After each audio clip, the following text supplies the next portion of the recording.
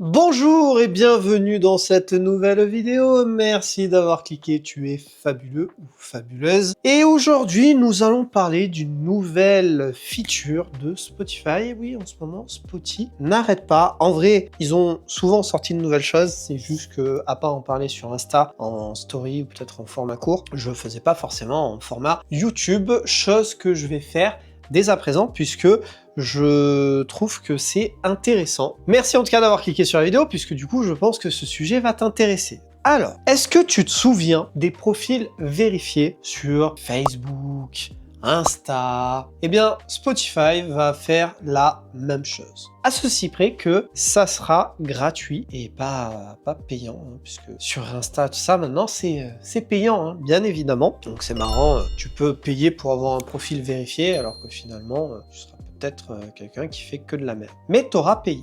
Bref, Spotify va lancer le Verified by Spotify, donc c'est un nouveau badge destiné à garantir l'authenticité et la confiance des artistes en fournissant plus de contexte sur la musique et ceux qui l'a créé. Donc c'est tout nouveau, moi j'ai un petit peu testé, j'ai pas vu encore de profil qui l'avait. Là, à l'instant où je te tourne cette vidéo, j'ai eu le mail il y a quelques heures, je crois. C'est peut-être pour ça que pour l'instant j'ai rien vu encore, et peut-être que quand la vidéo sortira, il y aura déjà des artistes qui auront ce badge-là. Ce badge est attribué au profil d'artistes qui démontrent une activité et un engagement constant des auditeurs, une bonne réputation selon les politiques de Spotify et des signaux d'une véritable présence artistique sur et hors des plateformes. À comprendre par là, tout simplement que c'est des artistes qui ont eh bien, des écoutes par mois, une certaine importance, on peut estimer peut-être autour des 5000 pour commencer, ce qui ne veut pas dire que ceux qui ont moins ne pourront pas avoir ce badge, mais forcément au début ils vont le mettre aux artistes qui sont le plus mis en avant, qui sont le plus écoutés et le plus recherchés sur Spotify, dans un premier temps. Pour ce qui est de la bonne réputation des politiques de Spotify, c'est tout simplement si l'artiste respecte bien les règles et qui ne triche pas, qui n'a pas acheté des écoutes ou des auditeurs, qui n'a pas mis des titres qui ne lui appartiennent pas, ce genre de choses. Bref, un artiste qui est clean et qui fait vraiment sa musique. Et pour ce qui est d'une présence artistique sur et hors des plateformes, c'est s'assurer que l'artiste est organique, c'est-à-dire que c'est un humain,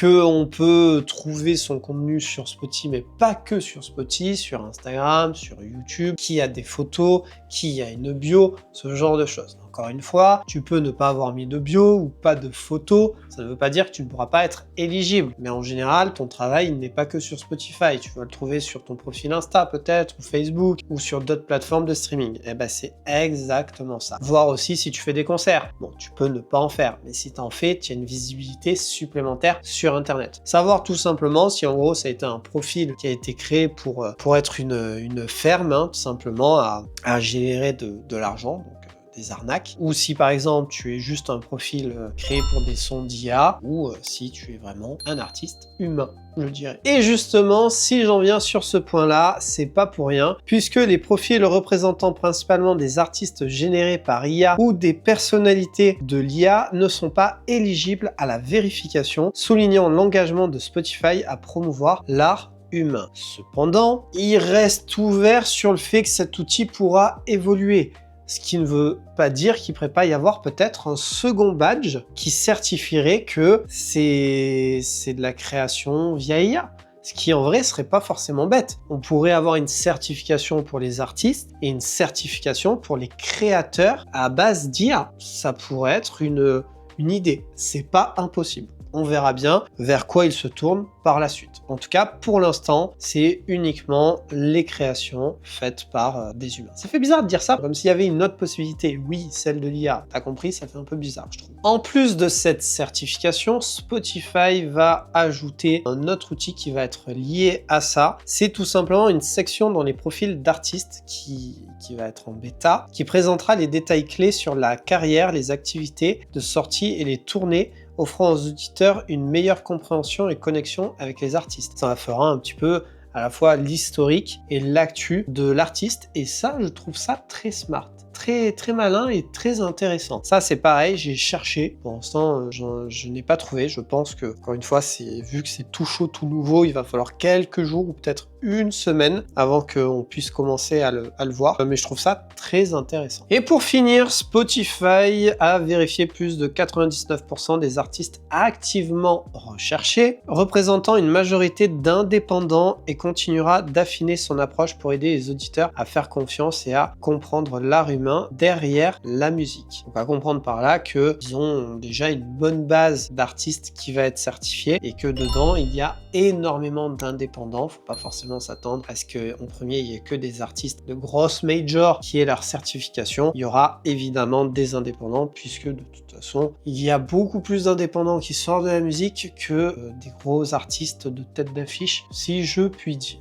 Et ben voilà, dis-moi ce que tu penses de ce nouvel outil qui va être mis en place. Moi, je trouve que c'est une bonne chose et je trouve que les plateformes de streaming, puisqu'il n'y a pas que Spotify qui sort des outils, sont en train d'évoluer. Ça n'est plus juste une plateforme où tu écoutes de la musique, mais c'est en train de devenir un lieu où tu peux te renseigner, apprendre, découvrir, écouter. Il y a aussi de la vidéo, notamment sur Spotify maintenant. Donc c'est en train de devenir un peu un hub multi-support quelque part. Attention à ce qu'on ne perde pas l'essentiel dans tout ça. Mais pour l'instant, je trouve que c'est pas mal. Et le fait que ça soit des versions bêta, je dirais, c'est intelligent parce que ça permet de dire attention, l'outil est susceptible d'être modifié ou peut-être même d'être enlevé par la suite, même si je pense que ça sera pas le cas. En tout cas, moi je trouve que c'est un très bon outil et ça va en lien direct avec SongDNA. C'est pareil, j'ai fait une petite vidéo dessus, si tu ne l'as pas encore vu, n'hésite pas à aller la voir. Nouvel outil qui est vraiment très intéressant de Spotify et qui est accessible pour tout le monde, enfin pour tout le monde, pour ceux qui ont un compte premium. Par contre, pour cette feature-là, ça n'a rien à voir avec les comptes premium, puisque là, c'est sur les comptes artistes directement. Si tu es un artiste mais que tu n'as pas de compte premium Spotify, mais que tu as Artist for Spotify, tu devrais pouvoir y avoir accès à un moment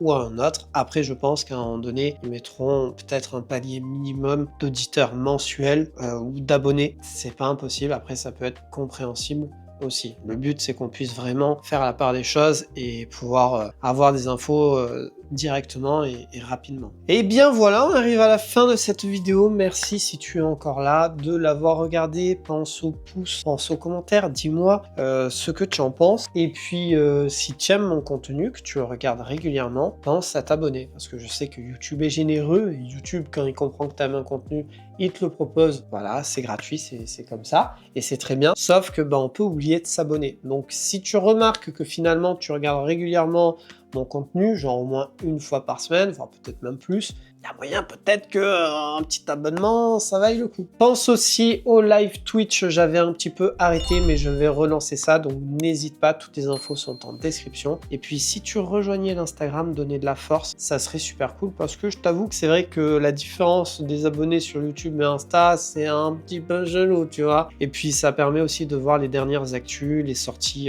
d'albums, les concerts et tout ça que je partage en story, en plus des backstage, ce genre de choses. Si ça t'intéresse, évidemment. Sur ce, je te souhaite une bonne journée, une bonne soirée, c'est toi qui décides. À la prochaine pour de nouvelles vidéos. En attendant, tu en as plein. Et surtout, eh bien, sois créatif.